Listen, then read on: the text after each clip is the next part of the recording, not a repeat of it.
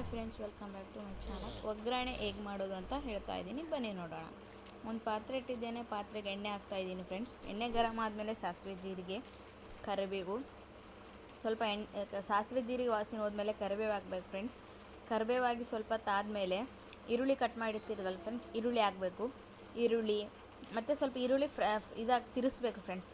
ತಿರ್ಸಿದಾದ್ಮೇಲೆ ಮೆಣಸಿನ್ಕಾಯಿ ಮತ್ತು ಟಮಾಟೆ, ಕೊತ್ತಂಬರಿ ಹಾಕಿ ಮಿಕ್ಸ್ ಮಾಡಬೇಕು.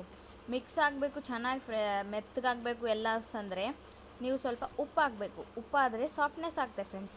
ಉಪ್ಪು ಹಾಕಿ ತಿರುಗಬೇಕು ಫ್ರೆಂಡ್ಸ್. ಎಷ್ಟು ಚೆನ್ನಾಗಿ ತಿರ್ಸಾದ್ಮೇಲೆ ನೋಡಿ ಫ್ರೆಂಡ್ಸ್, ಈ ಥರ ತಿರ್ಸ್ಬೇಕು.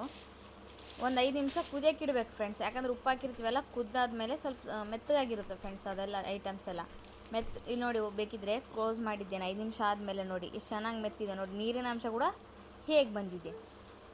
ಮಿಕ್ಸ್ ಮಾಡಿ ಇದಕ್ಕೆ ನಿಮ್ಮ ಇಷ್ಟ ಆದರೆ ಬೆಳ್ಳುಳ್ಳಿ ಪೇಸ್ಟನ್ನು ಹಾಕ್ಬೋದು ಫ್ರೆಂಡ್ಸ್. ನಾನು ಹಾಕಲ್ಲ, ಅರಿಶಿಣ ಹಾಕಿದ್ದೇನೆ. ಅರಿಶಿಣ ಹಾಕಿ ಒಂದು 5 ನಿಮಿಷ ಫ್ರೈ ಆಗಬೇಕು ಫ್ರೆಂಡ್ಸ್.